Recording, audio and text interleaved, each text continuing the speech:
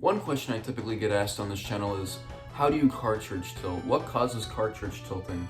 And one of the reasons why that's probably one of my main questions asked on this channel by most of my viewers is because, well, that's what my channel is mainly known for and famous for, cartridge tilting and doing corruption slash glitches. So in this video, I'm going to explain to you how cartridge tilting works. You see, cartridge tilting is a pretty simple process that you do. You can do it with almost any game, that's at least with a top-loading system like a Sega Genesis or a Nintendo 64, an Atari, pretty much anything, again, that has a top-loading slot. But if it's like an NES, you can't really do it. I mean, you can still wiggle the game from the inside, but it's not really the ideal way to do it. And again, even doing it with an NES, knowing how delicate the pins are in those consoles, I wouldn't even recommend doing it on those unless if it's maybe a top loader. Anyway, with getting into the real meat and potatoes of the video, cartridge tilting is where you put a game inside of a console when it's turned on, and when you're in the middle of a game, you usually tilt the game by the left side of the cartridge, and then all sorts of crazy glitches and crashes would happen, usually including corrupted sprites, corrupted audio,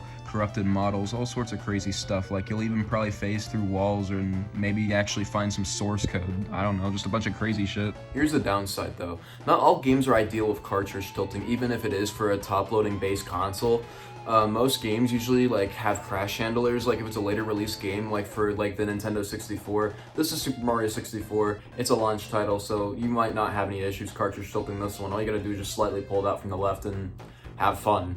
But usually with most later N64 games like Banjo-Kazooie, usually when you pull out the cartridge halfway and then when you press up on the analog stick or just anything on the controller, usually the game immediately crashes. The same thing with Paper Mario. If you press up on the analog stick, it may immediately just crash. Or just some games in general don't even give you anything. It just crashes immediately or turns off. But again, most games like Genesis games, early N64 games, Atari 2600 games, they work fine with cartridge tilting. But the reason why usually crash handlers and stuff like that was built into the cartridge or the console, if it doesn't want you tilting, is mainly to prevent you from corrupting your data or corrupting the cartridge and entirely busting it or busting the console. But that's mainly why some games and some later developers installed crash handlers in those. And what causes the game to be so glitched out is when you pull the game half out, half of the data isn't going to the console or the cartridge.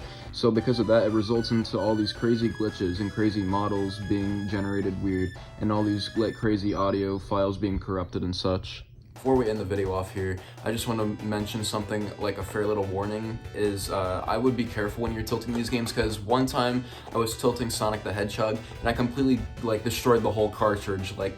It just would not turn on at all. The game would not turn on. The console worked fine. It's just you might risk destroying your cartridges.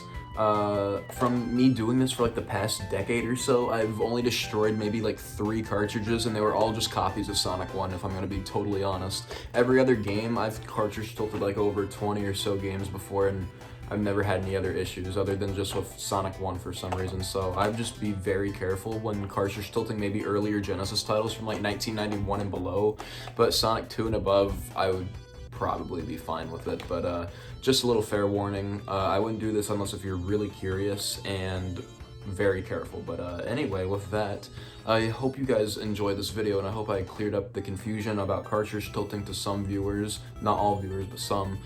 But yeah, if you guys want to see more videos about how glitches work, or just glitches in general, or corruptions, let me know in the comments, because that's what this channel is mainly about, that or just videos mainly just about Sonic in general.